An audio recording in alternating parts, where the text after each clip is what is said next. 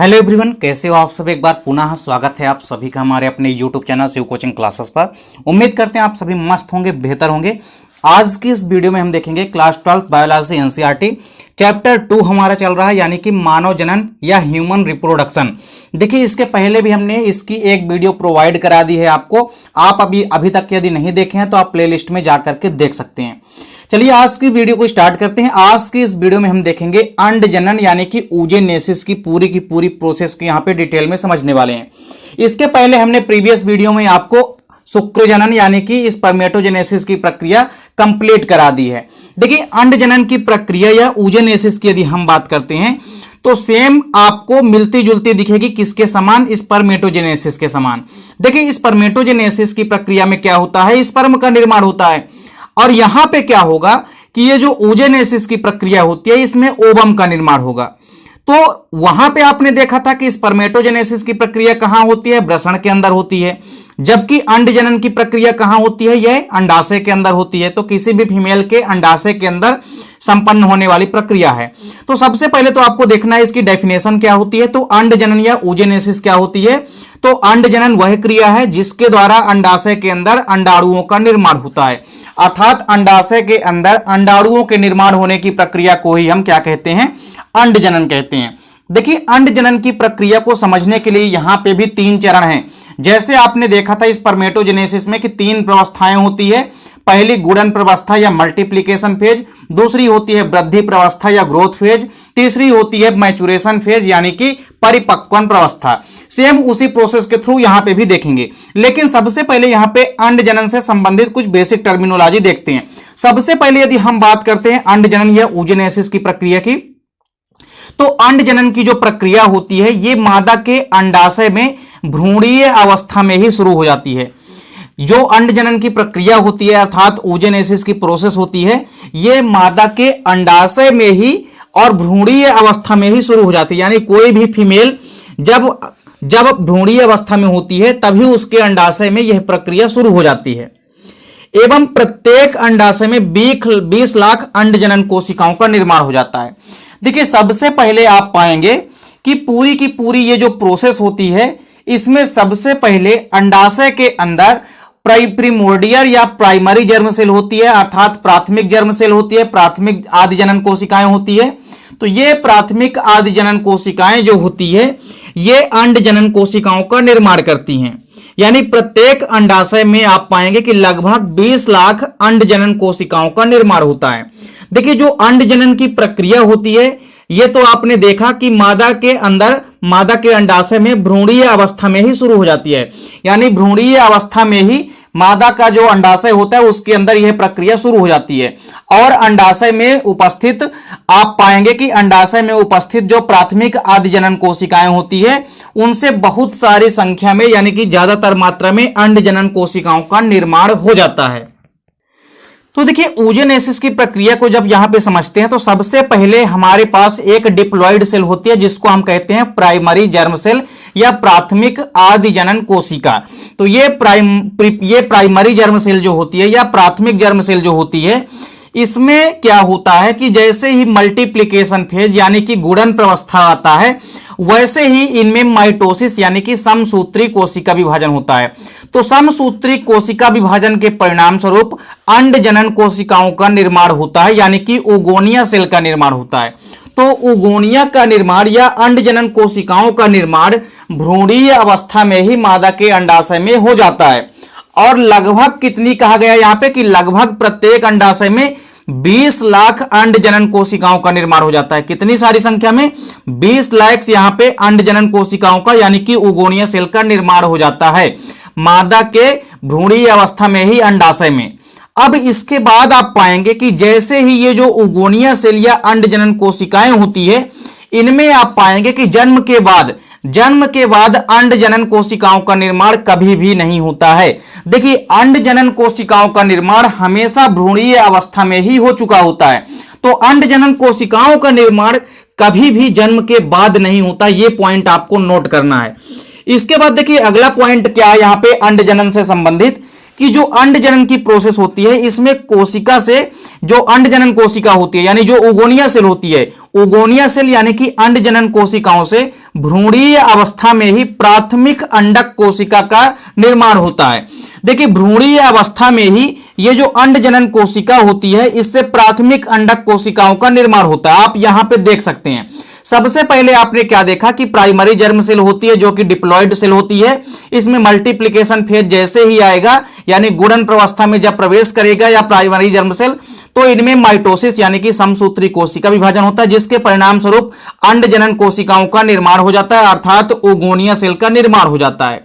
चूंकि यहां पे माइटोसिस डिवीजन होता है तो आपको पता है कि माइटोसिस या समसूत्री कोशिका विभाजन एक समान प्रकार का विभाजन होता है अर्थात समान रूप से कोशिकाएं लगातार विभाजित होती रहती है। जैसे 1 से 2 कोशिका बनेगी, 2 से 4, 4 से 8 कोशिकाएं बनेगी, 8 से 16, 16 से 32। तो इस प्रकार से समसूत्री कोशिका विभाजन एक समान प्रकार का विभाजन होता है।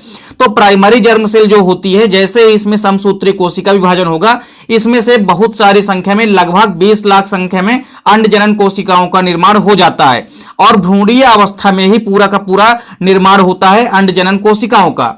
अब इसके बाद ये जो अंडजनन कोशिका होती है तो भ्रूणीय अवस्था में ही जो अंडजनन कोशिका होती है यानी जो उगोनिया सेल होती है जैसे ही ग्रोथ फेज में इंटर करती है उसके बाद ये प्राइमरी oocytes का निर्माण करती है। एक चीज यहां पे कॉमनली आपको ध्यान देना है कि दोनों में एक चीज कॉमन है, वो ये है कि अंडजनन कोशिका यानी कि उगोनिया सेल और प्राइमरी oocyte यानी कि प्राथमिक अंडक कोशिका जो है दोनों की सूत्र गुणिता कैसी होती है, डिप्लॉयड होती है अर्थात द्विगुणित होती है।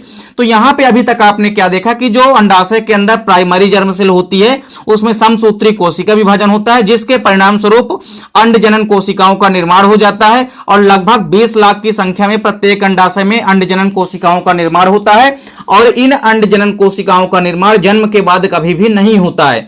इसके बाद आपको याद रखना है कि अंडजनन कोशिका किस में बदल जाती है, प्राइमरी oocytes में बदल जाती है यानी कि प्राथमिक अंडक कोशिकाओं में बदल जाती है। अब इसके बाद आप देखेंगे कि ये जो प्राथमिक अंडक कोशिका बनी है इन प्राथमिक अंडक कोशिका को ग्रेनुलोसा कोशिका की परत घेर लेती है और अब इसे प्राथमिक पुटिका कहते हैं। सपोज करिए यहां पे हमारे पास एक प्राइमरी oocyte है, ये देखिए ये हमारे पास क्या है, एक प्राइमरी oocyte है। अब इस प्राइमरी oocyte को यदि एक परत घेर लेती है जिसको हम ग्रेनुलोसा लेयर कहते हैं तो इस प्राइमरी oocyte को एक ग्रेनुलोसा लेयर ये वाली देख लीजिए, ये जो ग्रेनुलोसा लेयर घेर ली है तब इस संरचना को हम क्या कहते हैं, प्राइमरी फॉलिकल यानी कि प्राथमिक पुटिका कहते हैं। तो आपको यहां पे एक चीज और ध्यान में रखना है कि ये जो प्राथमिक अंडक कोशिका बनी है इसको यदि एक ग्रेनुलोसा लेयर घेर लेती है जिसके बाद जो संरचना बनती है उसे हम प्राइमरी फॉलिकल कहते हैं। अब आप पाएंगे कि ये जो पूरा का पूरा प्राइमरी फॉलिकल बना है अब ये प्राइमरी फॉलिकल आगे चल के बदलेगा सेकेंडरी फॉलिकल में, फिर जाके बदलेगा टर्सरी फॉलिकल में और फिर आखिरी में जाकर के एक परिपक्व ग्राफियन फॉलिकल का निर्माण होता है। यानी यहां पे आप देखने को मिलेगा आपको कि ये जो प्राइमरी फॉलिकल का निर्माण हुआ है ये प्राइमरी फॉलिकल आप पाएंगे कि जैसे ही जो मादा होती है, मादा के अंदर जैसे ही कोई भी मादा पुबर्टी एज यानी कि यौवनावस्था में प्रारंभ करती है या इंटर करती है वैसे ही आप पाएंगे कि उनमें जो होता है मासिक चक्र यानी कि रजोधर्म चक्र या मासिक चक्र या मेंस्ट्रुअल साइकिल स्टार्ट हो जाती है। तो आप यहां पे पाएंगे कि एक चीज और आपको ध्यान में रखनी है इसके पहले कि बहुत संख्या में जो प्राथमिक पुटिका होती है यह जन्म से यौवनावस्था तक में नष्ट हो जाती है और इसीलिए यौवनावस्था पर हर एक अंडाशय में केवल 60,000 से लेकर के 80,000 पुटिका ही शेष रह जाती है। तो यहां पे आपने क्या देखा कि ये जो प्राथमिक अंडक कोशिका बनी है, जो प्राथमिक अंडक कोशिका बनी है उस प्राथमिक अंडक कोशिका यानी प्राइमरी oocyte को एक परत घेर लेती है जिसको हम ग्रेनुलोसा लेयर कहते हैं, तब इस संरचना को हम प्राइमरी फॉलिकल कहते हैं। अब ये जो प्राइमरी फॉलिकल बनी है या प्राथमिक पुटिका बनी है ये कई सारी संख्या में तो नष्ट हो जाती हैं अर्थात जन्म से लेकर के यौवनावस्था तक लगातार ये धीरे धीरे नष्ट होती रहती हैं और जैसे ही यौवनावस्था प्रारंभ होती है यौवनावस्था प्रारंभ होने तक हर एक अंडाशय में 60,000 से लेकर के 80,000 प्राइमरी फॉलिकल यानी कि प्राथमिक पुटिका ही शेष बचते हैं। अब देखिए ये जो प्राइमरी फॉलिकल बने हैं हमने आपको क्या कहा कि जैसे ही कोई महिला इंटर करती है पुबर्टी एज यानी कि यौवनावस्था पे, तो जैसे ही कोई भी महिला पुबर्टी एज पे इंटर करेगी वैसे ही आप पाएंगे कि मासिक चक्र या मेंस्ट्रुअल साइकिल स्टार्ट हो जाती है किसी भी फीमेल के अंदर। तो आप पाएंगे कि जो मेंस्ट्रुअल साइकिल होती है वो ओवरऑल लगभग 28 दिनों की होती है, या आप इसको ओवरऑल लगभग आप 1 मंथ कह सकते हैं। तो इस 1 मंथ की प्रोसेस में आप पाएंगे कि पहले से लेकर के यानी जो 28 दिन का आपका अंडाशय चक्र या रजोधर्म चक्र या मासिक चक्र होता है, इसमें आप पाएंगे कि पहले दिन से लेकर के 5वें दिन तक रजोस्त्राव होता है। तो पहले दिन से लेकर के 5वें दिन तक तो रजोस्त्राव रहता है, तो 5वें दिन तक ये जो प्राइमरी फॉलिकल है ये सुप्तावस्था में रहते हैं, यानी ये शांत बने रहते हैं। लेकिन जैसे ही 5वें दिन से लेकर के 13वें दिन तक, 5वें दिन से लेकर के 13वें दिन तक यानी मासिक चक्र के 5वें दिन से लेकर के 13वें दिन तक एक हार्मोन्स रिलीज होता है जिसको हम कहते हैं FSH यानी फॉलिकल स्टिमुलेटिंग हार्मोन्स। तो जैसे ही 5वें दिन से लेकर के 13वें दिन तक FSH हार्मोन्स रिलीज होता है, तो जैसे ही FSH हार्मोन्स रिलीज होगा वैसे ही ये जो प्राइमरी फॉलिकल होती है, इस प्राइमरी फॉलिकल में आप देख सकते हैं कि इस प्राइमरी फॉलिकल के ऊपर एक और ग्रेनुलेसा परत बन जाती है जिसको हम कहते हैं सेकेंडरी फॉलिकल। तो इस प्रकार से जैसे ही FSH हार्मोन्स रिलीज होगा ये प्राइमरी फॉलिकल बदल जाएगा सेकेंडरी फॉलिकल में। तो सेकेंडरी फॉलिकल में यहां पे एक ग्रेनुलेसा की एक्स्ट्रा परत यहां पे आ चुकी होती है। इसके बाद आप पाएंगे कि ये जो सेकेंडरी फॉलिकल होती है यानी कि द्वितीयक पुटिका होती है, ये अब चेंज हो जाती है किसमें, तृतीयक पुटिका में। और इस तृतीयक पुटिका की संरचना में भी आप पाएंगे कि इसमें प्राइमरी oocyte यानी कि प्राथमिक अंडक कोशिका तो रहेगी ही, लेकिन इसके चारों तरफ 2 अतिरिक्त लेयर बन जाती है। और इन दोनों अतिरिक्त लेयर को हम क्या कहते हैं, ये जो बाहर वाली लेयर होती है इसको हम कहते हैं थीका एक्सटर्ना, और ये जो अंदर वाली परत होती है ये जो अंदर वाली परत होती है, अंदर वाली को हम कहते हैं थीका इंटरना। तो यहां पे 2 अतिरिक्त परत बन जाती है, एक को हम कहते हैं थीका एक्सटर्ना और दूसरी को हम कहते हैं भीतरी वाली को थीका इंटरना। वहीं बीच में ये जो पूरी की पूरी कैविटी बन रही है यानी कि जो गुहा बन जाती है इसको हम कहते हैं एंट्रम कैविटी, ये आपको याद रखना है। तो यहां पे अब टर्सरी फॉलिकल यानी कि तृतीयक पुटिका का निर्माण हो चुका होता है। अब ये जो तृतीयक पुटिका यानी कि टर्सरी फॉलिकल का जो निर्माण हुआ है, अब इस टर्सरी फॉलिकल से ग्राफियन फॉलिकल का यानी एक परिपक्व पुटिका का निर्माण होगा। तो आपने क्या देखा कि ये जो प्राइमरी फॉलिकल का निर्माण हुआ है, इस प्राइमरी फॉलिकल में 5वें दिन से लेकर के 13वें दिन तक एक हार्मोन्स रिलीज होगा जिसको हम कहते हैं FSH हार्मोन्स। इस FSH हार्मोन्स के परिणाम स्वरूप या रिलीज होने के परिणाम स्वरूप 5वें दिन से लेकर के 13वें दिन तक जो प्राइमरी फॉलिकल होती है वो सेकेंडरी फॉलिकल में बदलेगी, सेकेंडरी फॉलिकल बदल जाती है टर्सरी फॉलिकल में। और फिर इसके बाद आप देखेंगे कि यहां पे एक प्रोसेस होगी जिसमें आप पाएंगे कि ये जो प्राइमरी oocyte होता है, प्राइमरी oocyte में यहां पे अब आपको देखने को मिलेगा कि एक अनइक्वल डिवीजन होगा, यानी यहां पे असमान कोशिका विभाजन होगा यानी मियोसिस फर्स्ट होगा। देखिए जैसे ही प्राइमरी oocyte में अनइक्वल डिवीजन होगा, यहां से ही मैच्योरेशन फेज यानी कि परिपक्वन प्रवस्था स्टार्ट हो जाती है। तो इसमें आप पाएंगे कि जो प्राइमरी oocyte होती है यानी जो प्राथमिक अंडक कोशिका होती है, इसमें जैसे ही अनइक्वल डिवीजन होगा यानी जो मियोसिस फर्स्ट होता है, जो अर्धसूत्री विभाजन प्रथम होता है, ये अनइक्वल प्रकार का होगा यानी कि असमान प्रकार का विभाजन इसमें होगा। तो जो प्राइमरी oocyte होती है उसमें जब अनइक्वल डिवीजन होगा तो उसमें से 2 चीजें बनेगी, एक तो सेकेंडरी oocyte बनेगा और दूसरा जो बनेगा वो बनेगा फर्स्ट पोलर बॉडी। यानी जैसे ही प्राइमरी oocyte में अनइक्वल डिवीजन होगा यानी मियोसिस फर्स्ट होगा, वैसे ही प्राइमरी oocyte चेंज हो जाएगी किसमें, सेकेंडरी oocyte में, और फर्स्ट पोलर बॉडी, 2 चीजों का यहां पे निर्माण होगा। अब आप यहां पे पूरा का पूरा ग्राफिकल फॉर्म में भी समझ सकते हैं। सबसे पहले हमने क्या कहा कि अंडाशय के अंदर प्राइमरी जर्म सेल होती है। ये प्राइमरी जर्म सेल कैसी होती है, डिप्लॉयड सेल होती है। जैसे ही मल्टीप्लिकेशन फेज यानी कि गुणन प्रवस्था स्टार्ट होती है, वैसे ही इस प्राइमरी जर्म सेल में माइटोसिस डिवीजन होता है यानी कि समसूत्री विभाजन होता है, और समसूत्री विभाजन के परिणाम स्वरूप अंडजनन कोशिकाओं का निर्माण होता है। और ये अंडजनन कोशिकाएं जो होती है जैसे ही ग्रोथ फेज में इंटर करती है तो भोज्य पदार्थों को संचित करके ये प्राइमरी oocytes का निर्माण कर लेती है। तो ये प्राइमरी oocytes यानी कि प्राथमिक जो अंडक कोशिका है इसका निर्माण हो जाता है। और ये प्राथमिक अंडक कोशिका में क्या होगा कि जब मियोसिस फर्स्ट होगा, जैसे ही मैचुरेशन फेज में स्टार्ट करेगी यानी कि परिपक्वन अवस्था में, वैसे ही प्राइमरी oocytes जो है यानी प्राथमिक अंडक जो कोशिका होती है, इसमें मियोसिस फर्स्ट यानी कि अर्धसूत्री विभाजन प्रथम होगा, यानी प्रथम अर्धसूत्री विभाजन होगा। और प्रथम अर्धसूत्री जो विभाजन होगा यहां पे अनइक्वल डिवीजन होगा। तो अनइक्वल डिवीजन होगा तो एक बड़ी सेल बनेगी और दूसरी जो है छोटी सेल बनेगी। तो ये जो बड़ी वाली सेल बनी है ये सेकेंडरी oocyte कहलाती है, और इसमें से जो छोटी सेल बनी है ये फर्स्ट पोलर बॉडी यानी कि प्राथमिक ध्रुवकाय का निर्माण होता है। अब आप इसमें पाएंगे कि ये जो सेकेंडरी oocyte बना है, इस सेकेंडरी oocyte में अब क्या होगा कि यहां पे पुनः मियोसिस सेकंड होगा, यानी पुनः से अर्धसूत्री विभाजन द्वितीय स्टार्ट होगा। तो जैसे ही द्वितीय अर्धसूत्री विभाजन होगा वैसे ही आप पाएंगे कि ये जो सेकेंडरी oocyte है, सेकेंडरी oocyte से फिर यहां पे ओवम का निर्माण होगा, यानी जैसे ही इसमें मियोसिस सेकंड होगा तो सेकेंडरी oocyte बदल जाएगा, किसमें बदल जाएगा, ओवम में बदल जाएगा। और इसके साथ ही साथ एक सेकंड पोलर बॉडी का निर्माण होता है, और ये जो छोटे वाली फर्स्ट पोलर बॉडी का निर्माण होता है, इसमें जब विभाजन होगा तो इसमें से भी एक सेल से दो सेल बन जाएगी। तो यहां पे देखिए इस सेकेंडरी oocyte से भी एक सेल है, तो यहां से जब अर्धसूत्री विभाजन हुआ तो एक से दो सेल बनी, तो जब दो सेल बनी यहां पे तो एक ओवम का निर्माण हुआ और एक सेकंड पोलर बॉडी का।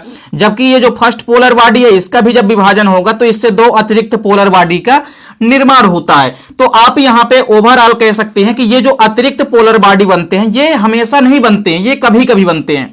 फिर भी आप यहां पे मानेंगे कि ये जो अंड जनन की प्रोसेस होती है, यदि इसमें आपसे कोई रिजल्ट पूछे तो आपको बताना है कि एक बार जब अंड जनन की प्रोसेस कंप्लीट होती है या संपन्न होती है तो उसमें एक ओवम बनता है और उसमें तीन पोलर बॉडी का निर्माण होता है, 1 2 3। यह क्वेश्चन अक्सर आपके एग्जाम में पूछा जाता है कि एक बार की अंड जनन की प्रक्रिया में कितनी पोलर बॉडी का निर्माण होता है। तो आप यहां पे पूरा का पूरा पहले एक बार प्रोसेस समझ लीजिए। सबसे पहले क्या होता है कि प्राइमरी जर्म सेल जो होती है इसमें समसूत्री कोशिका विभाजन होता है, जिसके परिणाम स्वरूप बहुत सारी संख्या में अंड जनन कोशिकाओं का निर्माण होता है, यानी ओगोनिया सेल का निर्माण होता है। और ओगोनिया सेल भोज्य पदार्थों का संचय करके जैसे ही ग्रोथ फेज आती है ये बदल जाती है प्राइमरी oocytes में, यानी कि प्राथमिक अंडक कोशिका में।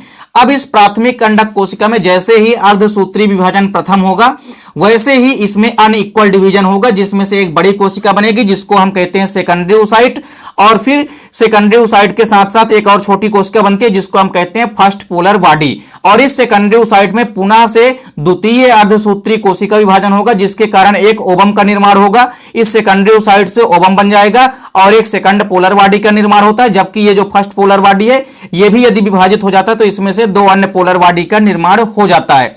अब आप यहां पे थोड़ा सा ग्राफियन फॉलिकल के बारे में देखेंगे। हमने आपको क्या बताया कि जो 28 दिन का अंडाशय चक्र होता है, यानी कि जो मेंस्ट्रुअल साइकिल या मासिक चक्र होता है, उसमें पहले से लेकर के 5वें दिन रजोस्त्राव होता है, जबकि 5वें से लेकर के 13वें दिन तक हमने आपको क्या कहा कि एक हार्मोन्स रिलीज होता है जिसको हम कहते हैं एफएसएच हार्मोन्स, यानी कि फॉलिकल स्टिमुलेटिंग हार्मोन्स। तो इसमें क्या होता है कि जैसे ही प्राइमरी फॉलिकल जो होती है ये चेंज होने लगती है सेकेंडरी फॉलिकल में, और सेकेंडरी फॉलिकल फिर बदल जाता है टर्सरी फॉलिकल में।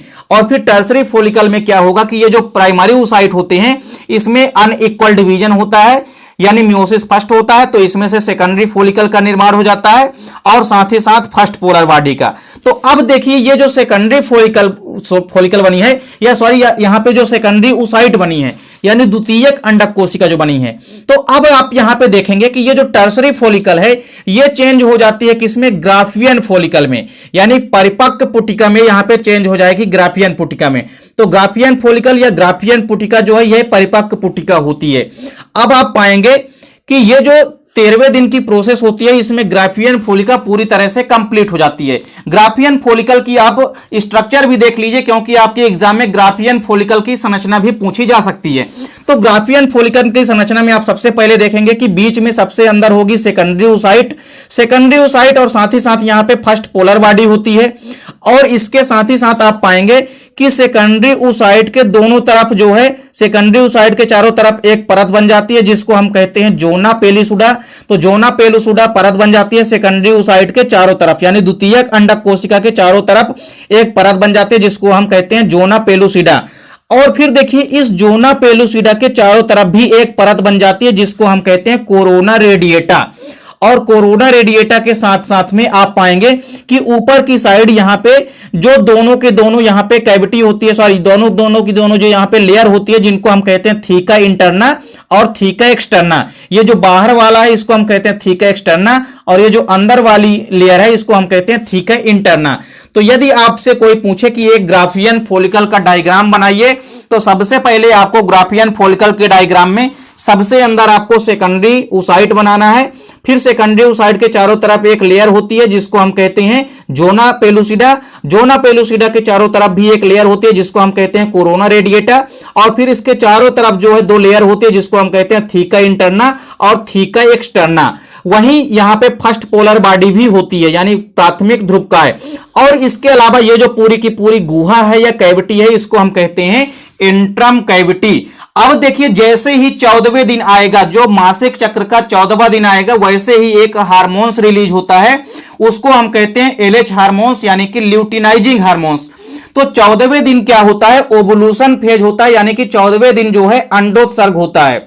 तो 14वें दिन क्या होगा कि ये जो ग्राफियन फॉलिकल है, ग्राफियन फॉलिकल के अंदर से ये जो सेकेंडरी oocyte है, इसमें से ओवम जो है बाहर निकल के आ जाता है। तो इस प्रकार से आप पाएंगे कि 14वें दिन अंडाशय के अंदर से जैसे ही अंडाणु बाहर निकलेंगे, तो इस प्रक्रिया को हम कहते हैं अंडोत्सर्ग। तो ग्राफियन फॉलिकल के अंदर से सेकेंडरी oocyte बाहर निकल जाएंगे, जिनमें से ओवम निकल जाएगा।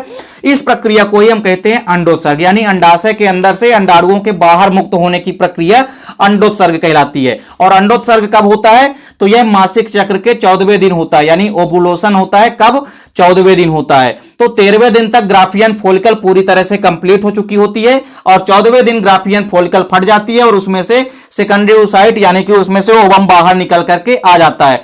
तो इस प्रकार से आप यहां पे पूरी की पूरी oogenesis या पूरी की पूरी अंड जनन की प्रक्रिया को समझ सकते हैं। इस पूरी की पूरी oogenesis या अंड जनन की प्रक्रिया में क्या होता है कि प्राइमरी जर्म सेल होती है।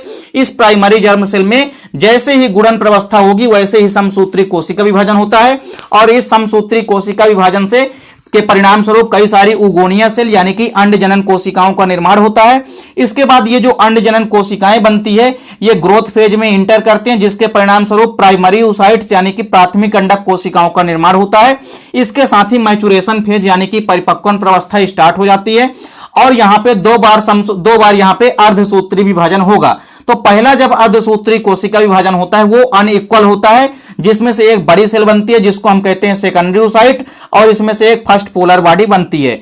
फिर सेकेंडरी oocyte में जैसे ही यहां पे सेकंड अर्धसूत्री विभाजन होगा, वैसे ही ये जो सेकेंडरी oocyte है, इसमें से ओवम का निर्माण होगा, और साथ ही साथ सेकंड पोलर बॉडी का निर्माण होगा। तो इस प्रकार से आप कह सकते हैं कि जो oogenesis की प्रक्रिया होती है, उसमें एक बार की oogenesis की प्रक्रिया में केवल और केवल एक ओवम, यानी एक अंडाणु का निर्माण होता है, और इनमें 3 पोलर बॉडी का निर्माण होता है। तो इस प्रकार से उम्मीद करता हूं कि वीडियो पसंद आई होगी। वीडियो अच्छी लगे तो लाइक और कमेंट जरूर कीजिए। साथ ही साथ दोस्तों के बीच ज्यादा से ज्यादा वीडियो को शेयर कीजिए। चैनल पे यदि नए हैं तो चैनल को सब्सक्राइब अवश्य कर लें। मिलते हैं नेक्स्ट वीडियो में, तब तक के लिए जय हिंद, वंदे मातरम।